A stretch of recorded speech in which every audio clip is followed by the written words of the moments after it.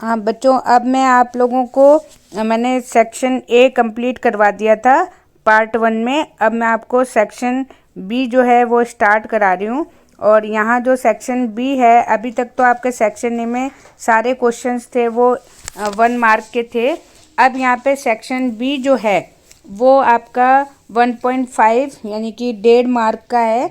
और यहाँ पर आपको ये मान के चलिए, जैसे यहाँ पे भी दे रखा है कि 50 वर्ड यानी 2 से 3 लाइनें जो हैं आपका यहाँ पे आंसर होना चाहिए। अब देखो यहाँ पे क्वेश्चन नंबर 4 है, जिसमें कि बंद दंपत्ति को संतान पाने के लिए कौन कौन सी आप विधियाँ बता सकते हैं कि अगर कोई इनफर्टाइल कपल है तो वो अपने किन किन विधियों द्वारा जो है बच्चे प्राप्त कर सकता है। तो 3 विधि आप इसमें बता सकते हो। सबसे पहले तो है आर्टिफिशियल इंसेमिनेशन यानी कि कृत्रिम गर्भाधान।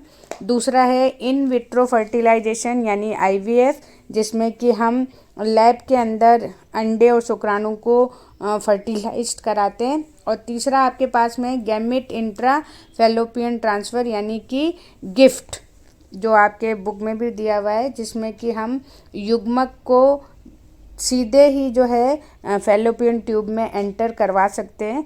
तो इस तरीके से अपने 3 विधि हैं जिनको आप इस तरीके से बता के जो है विधि से बच्चे प्राप्त कर सकते हैं। उसके बाद में अगला क्वेश्चन है यौन संचारित रोगों के संपर्क में आने से बचने के लिए हम कौन कौन से उपाय कर सकते हैं। तो यहाँ पर भी आप लोगों को कुछ ऐसी विधियाँ हैं जिनके बारे में हम बता सकते हैं। यौन वो रोग हैं जिनके कारण जो है बहुत खतरनाक जो है बीमारियां हो सकती हैं।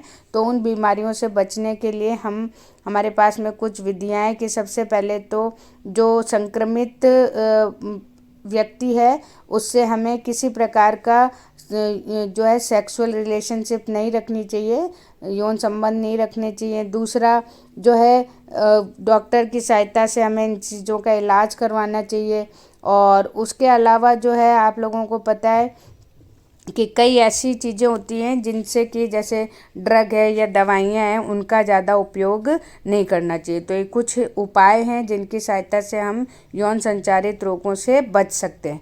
फिर उसके बाद में है कायिक संकरण को उदाहरण सहित बताइए। तो यहाँ पे सोमेटिक हाइब्रिडाइजेशन में हमारे पास में बहुत अच्छा एक एग्जाम्पल है, जिसमें कि आपको पता है जिसे हम बोलते हैं पोमेटो या टोपेटो, यानी कि एक ऐसा पौधा तैयार किया गया है जिसमें आलू और टमाटर यानी कि पटेटो और टमेटो, इन दोनों की कोशिका भित्ति हटाकर केवल जो कोशिका द्रव्य है उन दोनों को, या साइटोप्लाज्म इसीलिए इसे सोमेटिक बोला जाता है, उन दोनों को मिलाकर एक नया पौधा तैयार किया गया जिसमें कि ऊपर की तरफ टमाटर लगते हैं और ज़मीन के अंदर आलू लगते हैं। तो ये एक सोमेटिक हाइब्रिडाइजेशन है जिसमें कि कायिक संकरण द्वारा हम ऐसे पौधे को प्राप्त कर सकते हैं।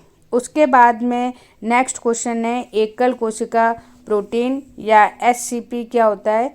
तो अब एकल कोशिका यानी कि ऐसे सूक्ष्म जीव जो एक कोशिकीय या यूनिसेलुलर होते हैं, उनसे हम ऐसे प्रोटीन बनाते हैं जिनकी सहायता से हम बहुत कम समय में अधिक उत्पादन कर सकते हैं।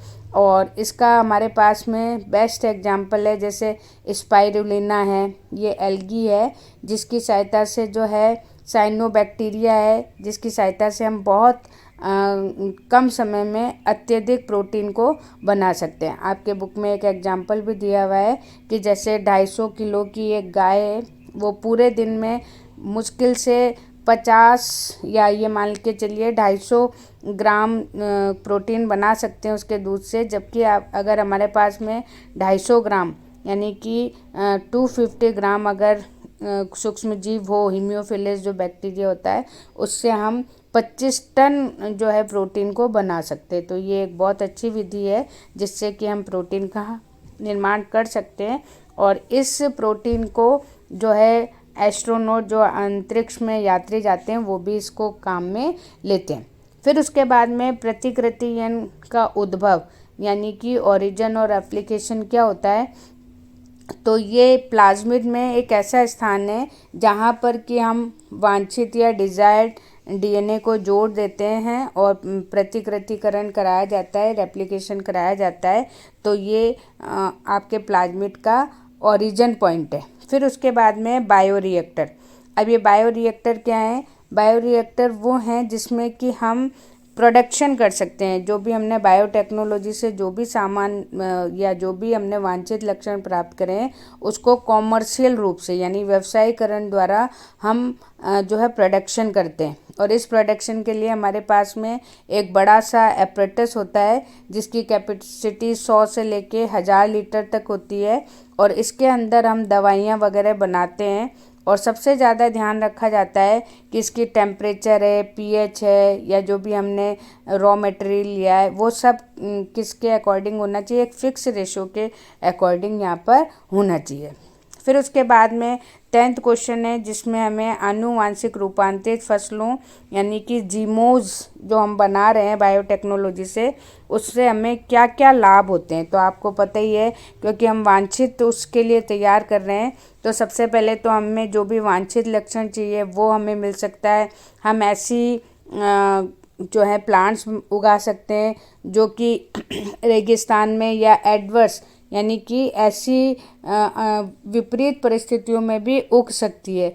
उसके अलावा हमारे पास में जो मौसम से संबंधित ज़्यादा डिपेंड नहीं होती कि बारिश के लिए ज़्यादा डिपेंड हो, तो इस तरीके से हमारे पास में हम ऐसी पौधे उगा सकते हैं जिनसे कि हमें बहुत सारे लाभ प्राप्त हो सकते हैं। उसके बाद में देखो नेक्स्ट जो क्वेश्चन है बहुत इम्पॉर्टेंट है।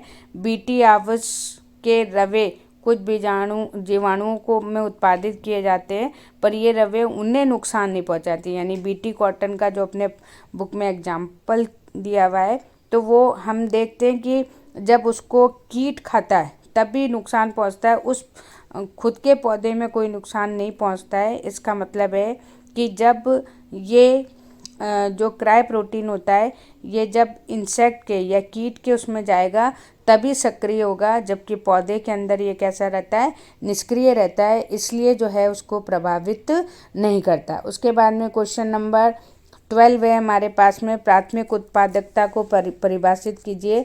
तो प्राथमिक उत्पादकता, क्योंकि ये पहले भी अपने उसमें आ गया है, तो यहाँ पर प्राथमिक उत्पादकता क्या होती है कि जिसमें कि हमारे पास में जो भी सारी जैसे पौधे हैं वो पौधे जो भी सारी चीज़ बनाते हैं फोटोसिंथेसिस द्वारा या प्रकाश संश्लेषण द्वारा, उसको हम क्या बोलते हैं, प्राइमरी प्रोडक्टिविटी या प्राथमिक उत्पादकता। तो यहाँ पर हरे पौधों से जो भी उत्पादकता है उसे हम क्या बोलते हैं, प्राथमिक उत्पादकता। फिर उसके बाद में अगला जो क्वेश्चन है वो भी इम्पॉर्टेंट है। अब यहाँ पे देखो कि सबसे पहले हमें यहाँ पे देखना है कि अधोवर्ती ऊर्ध्ववर्ती यानी कि इसको अपराइट और इन्वर्टेड यानी कि सीधा और उल्टा। तो पारिस्थितिक पिरामिड में आपने पढ़ा है कि 3 तरह के पिरामिड होते हैं। तो उन पिरामिड में अपने पास में नंबर का पिरामिड है, दूसरा अपना बायोमास का है, तीसरा अपना एनर्जी का है। तो उनमें से बायोमास का और नंबर के जो पिरामिड होते हैं वो सीधे भी होते हैं और उल्टे भी होते हैं, दोनों तरीके के होते हैं। तो सबसे पहली बात तो अगर पिरामिड है तो हमारे पास में ट्रायंगल शेप होती है। तो जो अपराइट होता है उसमें जो बेस होता है वो बड़ा होता है, और जो जैसे जैसे हम उसमें ऊपर की तरफ जाते हैं वो लेवल का नंबर हो या बायोमास है वो धीरे धीरे क्या होता रहता है, कम होता जाता है। तो इस तरीके से हमारे पास में, लेकिन अगर हम उल्टे में चलते तो वहाँ पर आपको जो पहला वाला जो ट्रॉफिक लेवल है वो आपको कम मिलेगा, और जो तीसरा या चौथा जो भी ट्रॉफिक लेवल है वो आपको बड़ा मिलेगा। तो इस तरीके से जो है 3 आप जो है डिफरेंस दे सकते हैं इसमें ये, और दोनों आपको एग्जाम्पल देके यहाँ पे देना होगा। फिर उसके बाद में हमारे पास में 14 क्वेश्चन है कि जैव विविधता के सभी आवश्यक घटकों के नाम लिखिए, यानी इम्पॉर्टेंट कंपोनेंट्स ऑफ बायोडाइवर्सिटी। तो इसमें जैसे आप स्टार्टिंग में ही आपने देखा है कि 3 तरीके की डाइवर्सिटी होती है।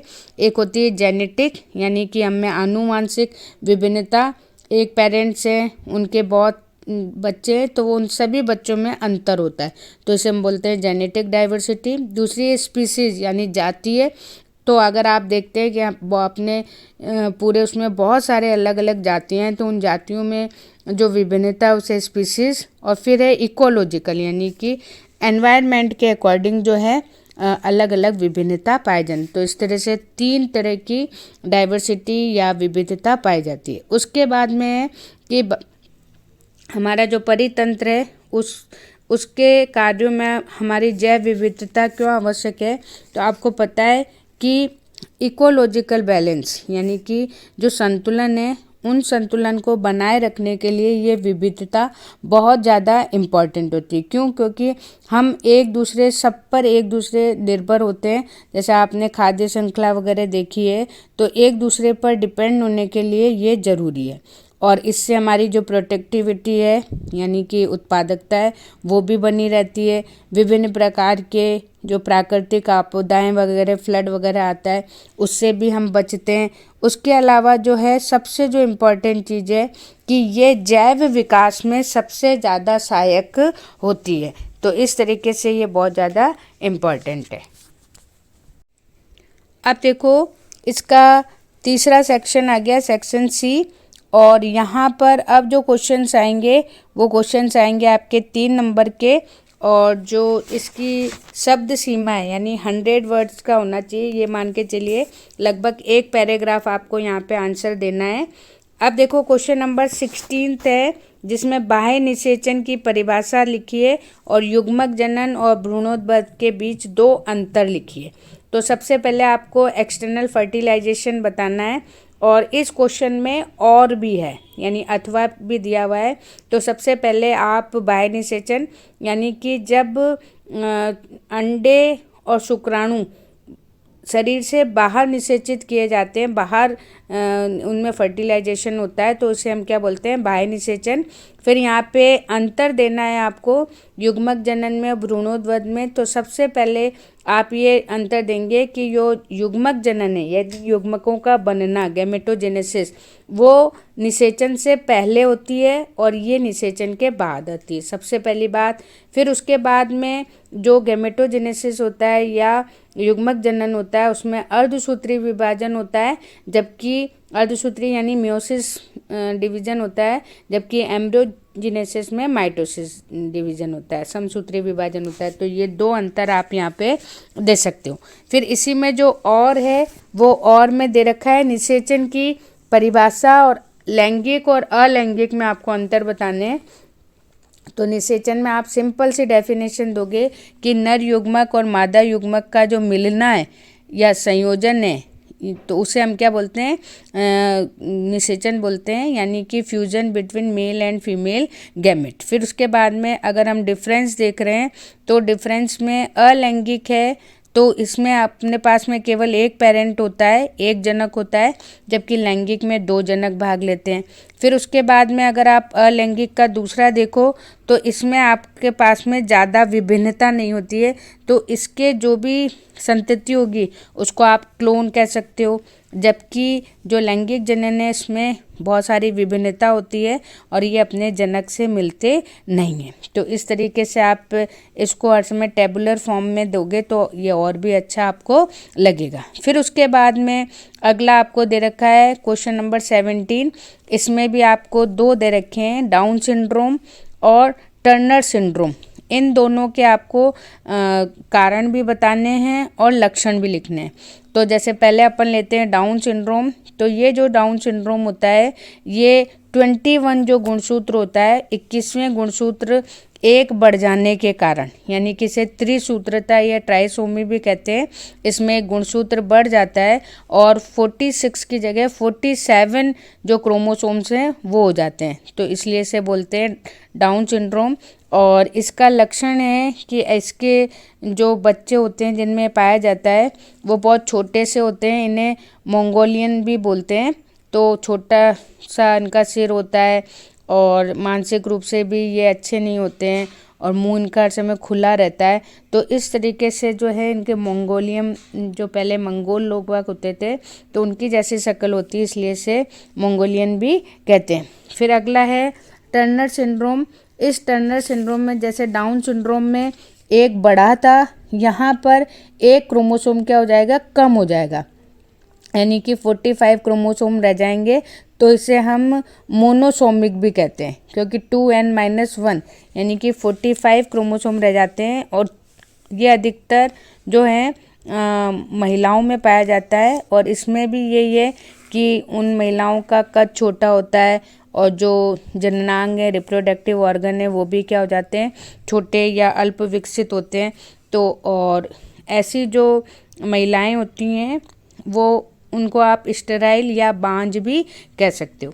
फिर उसके बाद में क्वेश्चन नंबर 18 है, जिसमें जलवाहित एक रोग का नाम लिखना है और इसकी रोकथाम देनी है। और फिर इसी में और भी दिया हुआ है मलेरिया रोग का जनक और इसकी रोकथाम। तो पहले जैसे मान लीजिए कि अगर जलवाहित रोग है तो हम टाइफाइड का एक एग्जाम्पल ले सकते हैं। टाइफाइड रोग होता है और इसके लिए हमें जैसे जो भी पानी वगैरह हम पीते हैं वो साफ़ लेना चाहिए, उबाल के पीना चाहिए। इसमें भी वैक्सीन होती है, आप एंटी टाइफाइड वैक्सीन भी लगवा सकते हैं। और जो भी खाना वगैरह है वो हमें बिल्कुल साफ़ काम में लेना चाहिए। फिर उसी में अथवा में मलेरिया रोग है तो आपको पता है कि प्लाज्मोडियम जो प्रोटोजोआ होता है जिसके कारण होता है। और इसके भी देखो अगला इसमें वही मलेरिया का दिया हुआ है, जिसका जो रोगजनक होता है वो प्लाज्मोडियम होता है, जो कि एक प्रोटोजोआ है। और आपको पता है कि वो मच्छर मादा एनोफ्लीज जो होती है, फीमेल एनोफ्लीज, उसके काटने से हमें फैलता है। और इसमें भी अगर आप रोकथाम देखते हो तो वही है, सफाई रखनी चाहिए तो क्योंकि आपको पता है कि अगर मच्छर नहीं होगा तो ये रोग नहीं होगा। और इसमें सबसे ज़्यादा जो इम्पोर्टेंट चीज़ है कि एक तो गंदगी और दूसरी आजकल जो है पानी के अंदर जो है हम यूज़ करते हैं, केरोसिन वगैरह यूज़ करते हैं।